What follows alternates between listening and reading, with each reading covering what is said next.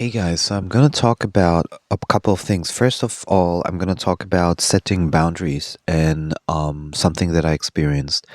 Then I also talk about something inflammatory, inflammation, and how you can see it in your body. It doesn't work with everyone, but it does work with me. And the third one is something else that happened to me just these days. So I'll start with the first thing is setting boundaries. So I met this English guy who I start to be friends with a little bit, but I cut the friendship. And normally you would say that's kind of harsh the way I did it, that I did it, but it makes a lot of sense once you understand me. And that maybe it helps you understand how you should go about life. So I noticed something with him that wasn't congruent with me, and um, it was actually toxic meta framing, and but it was hidden in a way. So let's where did we start? So he got kicked out of a place because he fighted with the owner or the person that he was renting with, and actually, it was very stupid of him to do that. But that's not my business. That's I wasn't there. I don't know how it went, but he was kicked out, so he ended up in the hostel. In the hostel, he met a Slovak girl. He offered no, I said, hey, I invite you to lunch, let's go to lunch. And he brought the other girl with her, and the girl was in a really bad situation, no money, nothing. Was actually working in the hostel to just be able to stay there. And I said, hey guys, I'm inviting you all to lunch, don't worry about it. And she stayed for the lunch, then had to leave to work in the hostel. And I kind of, I don't want to say, like, if I fall in love, I fall in love immediately. This girl, I just fancied, like, because she's Slavic, I'm Slavic. We're basically from the same country, Czechoslovakia. Now it's Czech Republic and Slovakia, but it's basically the same thing, with a bit different language. And there was like this type of connection, the culture connection, and she's super sensitive. So the next day or 2 days later or 3 days, I don't remember. I go like, hey, I'm gonna go to the hostel. I'm gonna talk to her. And the English guy says, yeah, let's do that. And she gives me like a tarot card reading. And she then puts her hand out very far, which was clear that she wanted to touch mine. And she left it there. It was super obvious. So I put my hand there. It was almost like also like a little bit telepathic. Not yeah, not really, but kind of. Um, so we touched hands, and then we connected like energetically and with the hands, with both hands. And then she said it's kind of loud here, and so forth. So I said, hey, let's go for a walk. We went outside. She like dressed a little bit more sexier, made herself look really nice. We went for a walk. I touched her hand at some point, and it became more. So we got closer and closer and closer, and we were like super soft, touching each other. Sorry, I was kissing her on her ears and stuff. And sorry, I just before I ate nuts, and so I have to. Fuck. Anyway, so it was going like leading into a kiss, and when I came super close to her lips, she was like, mm. We did that like twice, and then I was like, if we're not going deeper into this, I'm gonna step back. And then from actually step back, and from that stepping back, she confessed she's into someone else, or that I don't know if that was an excuse, whatever.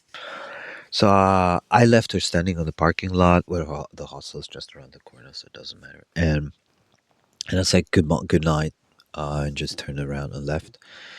And then I found out that she runs to the English guy and starts crying like crazy, like literally like crazy.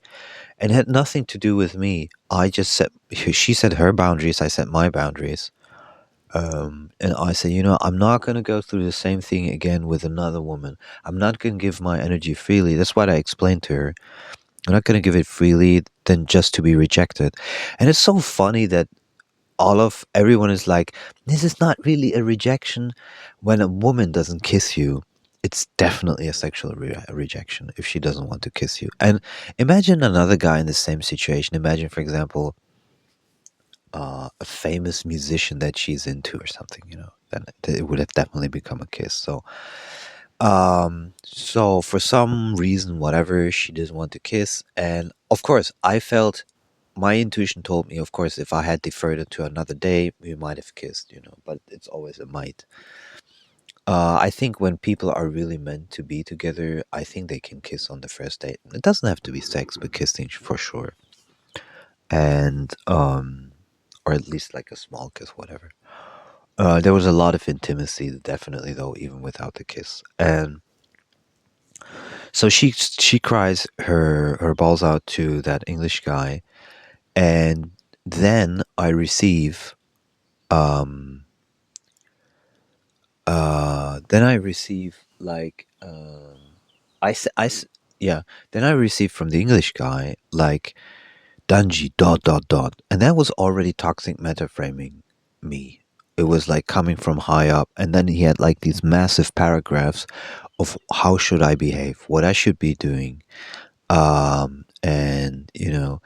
very very high moral kind of like knowing better than I do what I should be doing. He didn't know my story at all. He didn't ask like what happened, and um and then he said some other things, and I just could intuitively very strongly feel I'm not going to continue the friendship with him. And here comes the thing, like, I'm alone here in the region. I know some people now, but the more people you know, the more you make connections. For example, I wouldn't have met the Slavic woman without knowing him. But here comes the thing, if when you're afraid of something, I would, if I kept the friendship on, I would have just been using him. I wouldn't want the friendship, but I would have been using him for maybe other connections or so forth, and things that happen just because if you hang out together as another person, always something happens. And but okay, so but it connects to something else that I'm just gonna say right now. So basically, I think you have to be fearless and you have to disconnect when you feel it's not right. And I wasn't feeling it at all. So I completely cut with him, and he kept on with these high moral things. And I remember in a different conversation he had the same thing, and I was like, this is definitely not for me. 100% not for me. And uh and although we had very good discussions before that, for a long time, I felt in very intuitive sense, very strong intuitive sense that the friendship, I'm not going to continue it. And I do have good friends. I have like four really good friends, and I don't think you need to, out of fear or utility, you need to keep things artificially alive. And I was really feeling like, I'm 48 now. He's 52. I really, really, really don't have the necessity of someone telling me what I should be doing. What I should be doing, in everything. And also because I figured out a lot of stuff. And I think that actually that he's naive in a lot of ways, which I'm not going to go into now.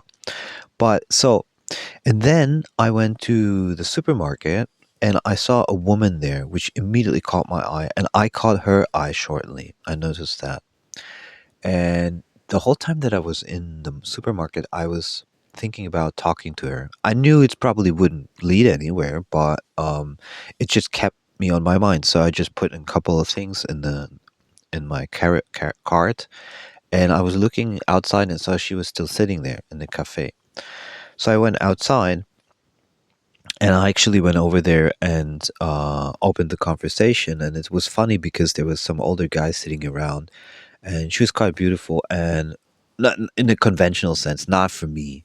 I'm very, very picky with everything, but she was, in a conventional sense, like for other guys, she was super beautiful, and literally all the guys were like, and it was so funny because I introduced myself very simply and just hi and had a normal conversation, and she already lives 10 years in Algesur down here in Portugal, and she's actually married. The guy then later came and picked her up.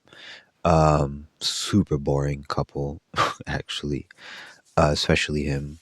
And it was obvious that he's there from the Ukraine. He's just trying to avoid war, and so they're hiding here. That's what it felt like. So she's working, he's hiding. That's what it felt like. So, because he wasn't doing anything online or at work at all, and so, hey, I would do the same thing.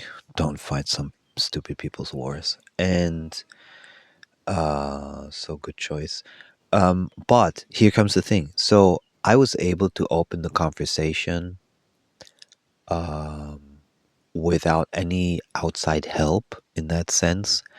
And what I'm saying is that although I let go of the English guy in that friendship, well, it wasn't really friendship anyway. If he, the way he was acting towards me, it wasn't really friendship. And then, and by the way, he did that on another time as well. He was like, saying like if we do a project together it might come from real spirituality and so forth, that, and it was a monologue that just wouldn't stop, and he's trauma dumping on people that he randomly meets. I was like, no, no, no, no, no, no, no. Is I just could, there was a deep intuitive sense, I'm gonna stop this. So what I'm saying is, if you develop yourself into a high quality individual or being, whatever, you can do everything on your own.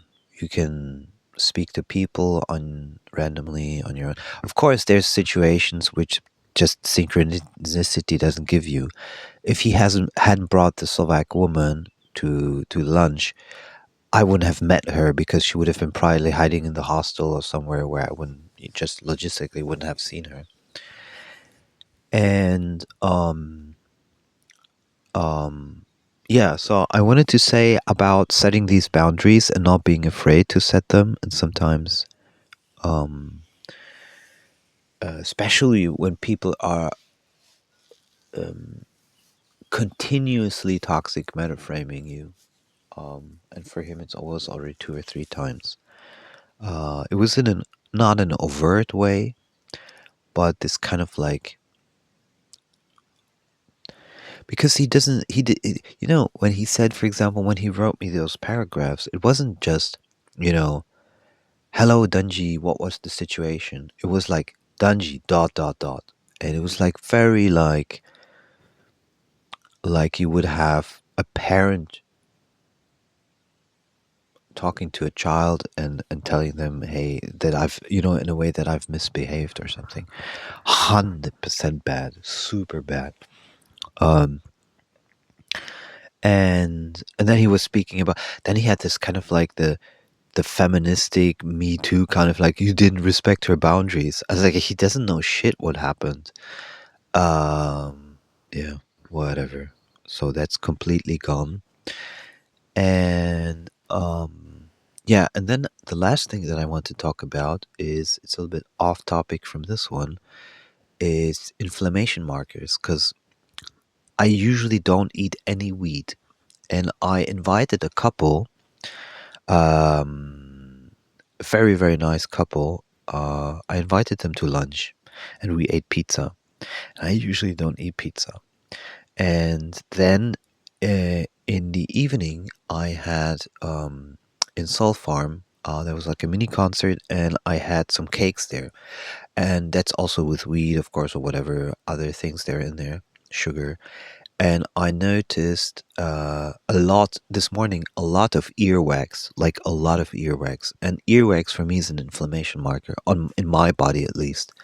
So the wheat products that I was eating and everything and the sugary is really, really, really, really bad for my body. And fortunately, my body signals it immediately. By I sense it in the beard and I sense it in the ears. So it's super, super, super, super important. And I remember always glucose goddess talking about this.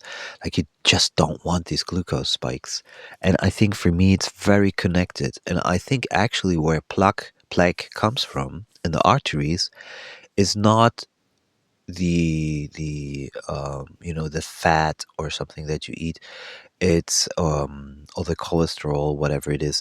I literally think it comes from the inflammation from sugar and wheat, and sunflower oils and all of that kind of stuff. So I have a friend I discussed it with, who agrees with the inflammatory response of the body. And interestingly enough, dogs have that as well. For example, if you give them like weed, they'll start to like um so sugar and weed, all that creates inflammation. Nobody talks about it. I think that the weed is actually that these people that are selling weed and bakers and stuff, they're actually drug dealers in a way. It's because it makes you addicted, kind of, and it's not healthy at all. Yeah, and I haven't been eating that like for weeks and months, and now because of the pizza and the cakes, it was super obvious. So yeah, I have to be ultra strict with this. But the thing is, that woman from the couple, she's pregnant and she's just found out a couple days ago. And when I said, "Hey, let's go to pasta, I invite you guys," she was like, "Whoa!" She was really into it. So I couldn't say no. But next time I will. So that's it for now. Tomorrow is a vegan brunch, which I'm gonna go to. Warming up to the vegan thing. And then I'll go to Azulo Market, or something like that, which is like north of here, like 1 hour and a half. I'll probably check it out. And yeah, writing songs and seeing what's happening. Yesterday, the mini concert was really, really good. So I think that's it for now.